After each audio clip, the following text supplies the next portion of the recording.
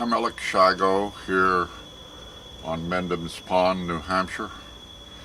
It is September 17th and it's a perfect day for doing some of this because we're waiting for the tail end of Ivan to come over and it's all cloudy. I want to show you a few of my favorites. These samples I was able to save many years ago. They're all 40 years old at least. They were cut in the early 1960s. I hope that I will be able to point out a few very important points before the rain comes too hard, because it is raining at the very moment. If all else fails, I hope that you can understand just a few of these wood samples. You will never understand. You will never understand a tree. You will never understand a tree if you only make cross sections. You will never understand a tree unless you make not only cross, but cut the tree in the longitudinal radial direction. This was brought home to me very early in my work. People who did not know kept on telling me that I should take these logs to a sawmill. They never understood that trees appear round, but they are definitely not round. Very few are round. They appear round only because they keep compensating. But all you would need to do to prove this point is see some saw cuts. Most of them are tangential. You must see the pith. If all else fails, I hope you can understand a few of these samples. This is an early one. I'll hold it. You will see that this section, which died, fell away, and it was this diameter when it fell away. I have been saying this now for over 45 years. Many wonderful people are understanding. Most of the people who are understanding are those who have touched trees, cut trees. But you will note that it does not go this way. You say, oh, Shigo, that's because it has bark in here, it's included. After you see the patterns thousands of times in the tropics, Australia, New Zealand, the Orient, Europe, Asia, I think you begin to realize that there is a message there. And the message is that trees are highly compartmented. If they were not so, they would never be able to stand up. So here we see the decay, and it stays within these lines. You see the boundaries. This is sugar maple, and it stays nice and clean. If all else fails, I can hope you can understand this guy here.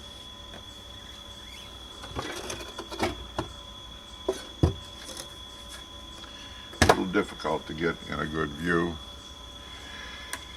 Wounded down here at the base. This is a white pine, Pinus strobus. This is all what we call brown rot. Brown rot, the fungi decay the cellulose preferentially and alter the lignin. And you get, the wood appears as if it were charred, and it's called a brown rot. But if you can understand this one sample, we put you at the head of the class. Because white pine does have a, I hate to say this word, true heartwood. Heartwood is one of the many protection woods. We have heartwood, false heartwood, wetwood, discolored wood in early stages, case hardened woods. Who knows how many other kinds of protection woods? A protection wood resists breakdown. And while the fungi, the microorganisms, the bacteria are moving into the tree is putting new parts in new positions. New. We are regenerating systems. We put new, old. We put new parts in old positions. I have done it at least 300 billion times because I'm 74. If you reach 70, you will do it 300 billion times to cells and cell parts. The beautiful part about this is that this was the size of the tree when it was injured. This is heartwood.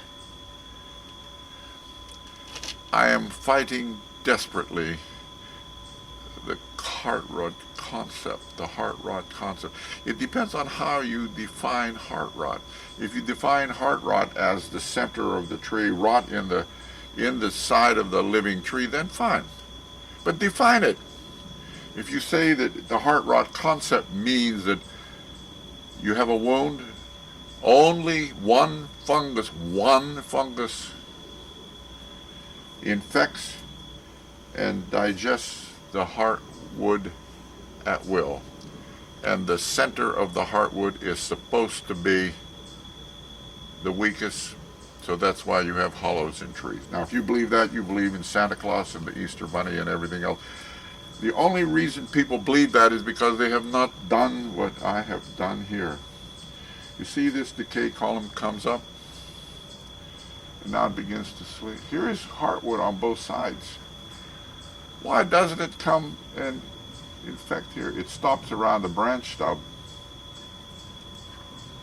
Let me see if I can get this a little better here without falling on the camera. You see that it keeps going up. Now we have a sound center.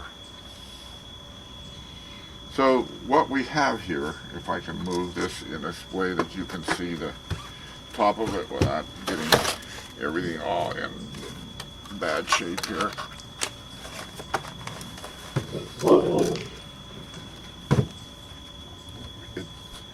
Here we have rot, sound center.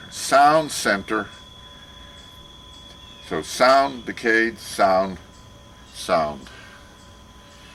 Now in time somebody will begin to understand that's the way it goes. If microorganisms grew at will in trees, we wouldn't have trees standing up. Think about it for a second. It can't be all water. Surely water is important. If it's too dry, it won't decay. If it's too wet, it won't decay. So water is important. But water is important even as you drink it. But I'd like to see you try to drink it without a glass or a container. You have to have a boundary. I can get too emotional on this business. But you must have a boundary. If you don't have a boundary, I'm going to keep the water in place. I'd just like you to think about a few of these points. Trees are generating systems. Animals are regenerating systems. We keep putting new parts in old places. Both must follow the laws of apoptosis, which means programmed death. Constantly parts and cells themselves are dying in animals and in trees.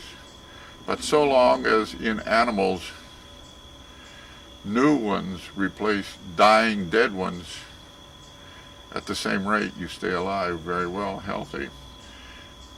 But when you start to get new ones dying before old ones, or old ones before the new ones, you're going to be in trouble one way or another. It's going to either have cancer or something else, which I've experienced, and I know that's so.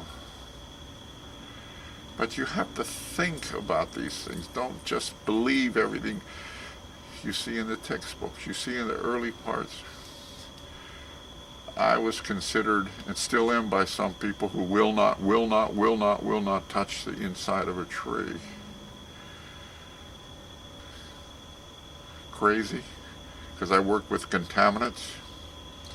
If you make isolations from this tree or any other tree, at the edges far beyond, or the boundaries around columns of decay in a living tree, I'll bet you anything that you will isolate. If you isolate on a medium that will support their growth, that means you have to put some yeast extract in there. Why yeast extract? Because if you don't, you have a selective medium for the Hymenomycetes, the decay organisms. You see, for years, people isolated on malt extract only, and if you isolate on malt extracts, that's a selective medium for decay organisms. So, if you have only malt extract, it's highly unlikely that you'll see these bacteria and non-Hymenomycetes. I always used a little bit of yeast extract and I got them all. And it hurt hard when all my colleagues, so to speak, everyone said that I proved that I was crazy because I'm working on contaminants. How would you feel if you stood up in front of a meeting and people laughed? I've even been at meetings where people pounded their shoes on the table so they wouldn't hear me. This is why I believe in Giordano Bruno and some of the others. If you don't believe that, then how do you explain this? It's coming up from a wound on white pine again, going around the branch core wood, sound in the center. You see, the products people still say, well, he's a nice person, we love him, he loves his flag and mother and chicken soup, but he's still pretty crazy, because we know, because we have studied, and the wood is less resistant from the center on out. Maybe so in cut lumber. In cut lumber. See, I don't work on products.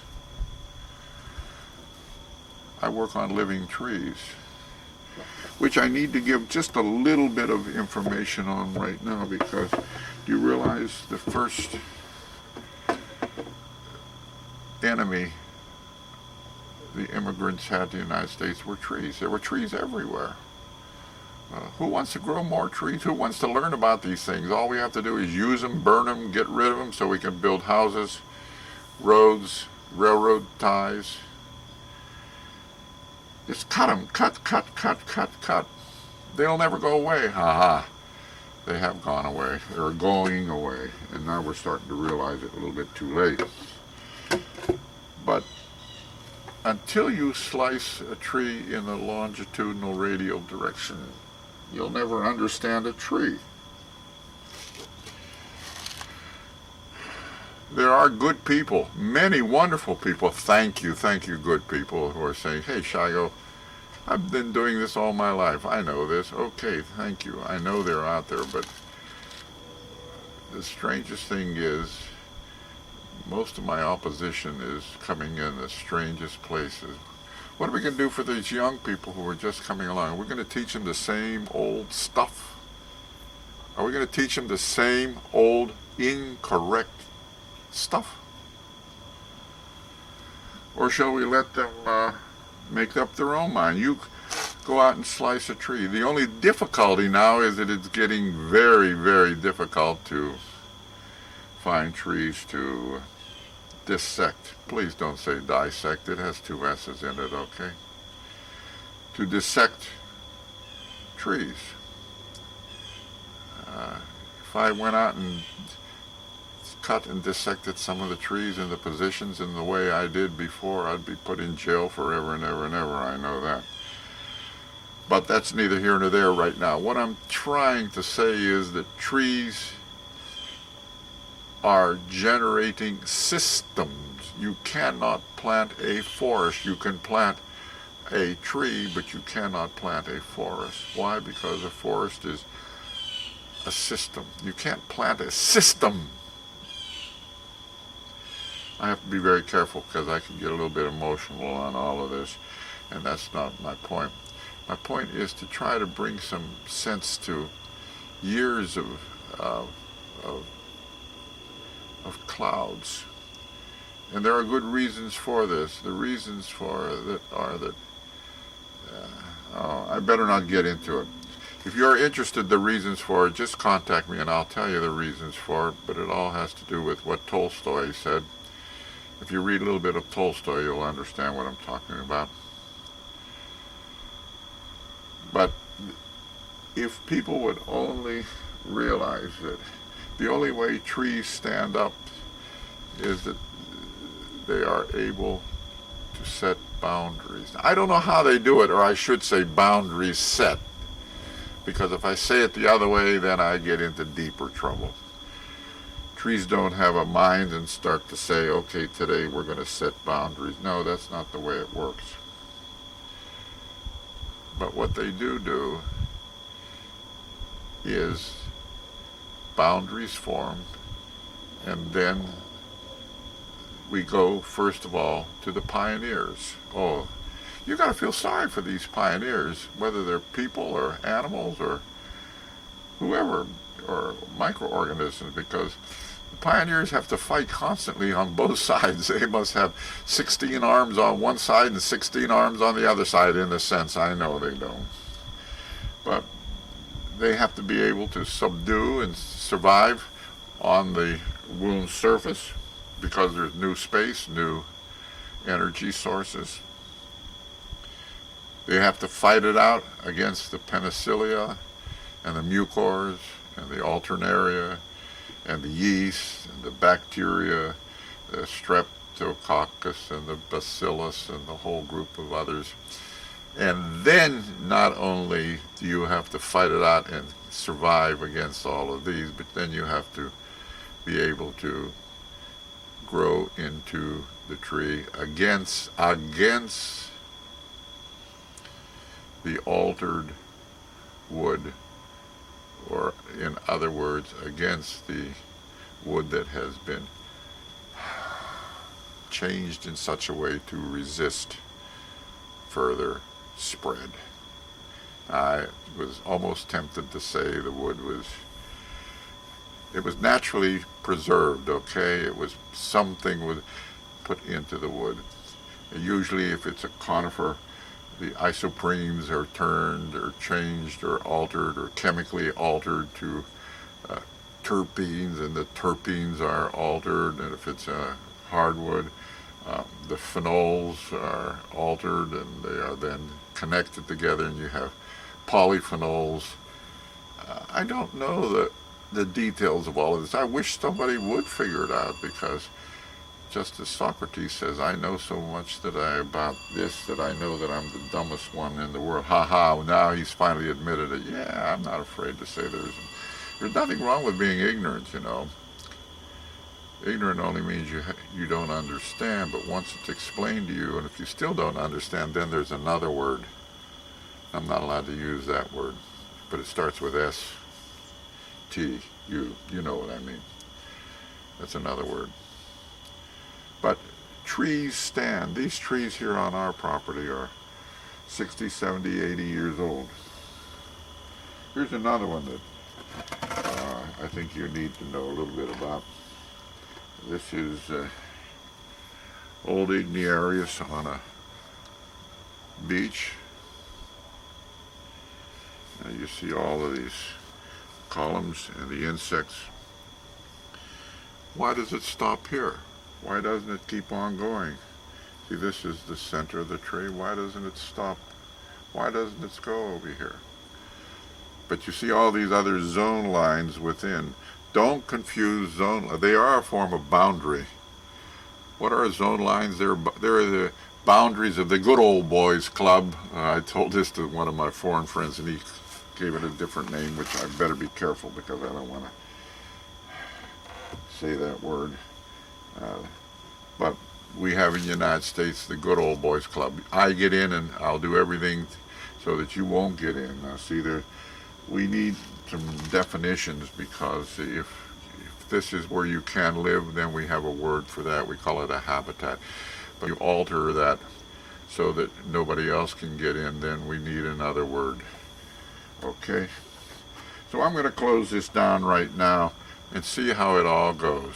Okay? Think. Trees are generating systems. Dissect some. I have ice.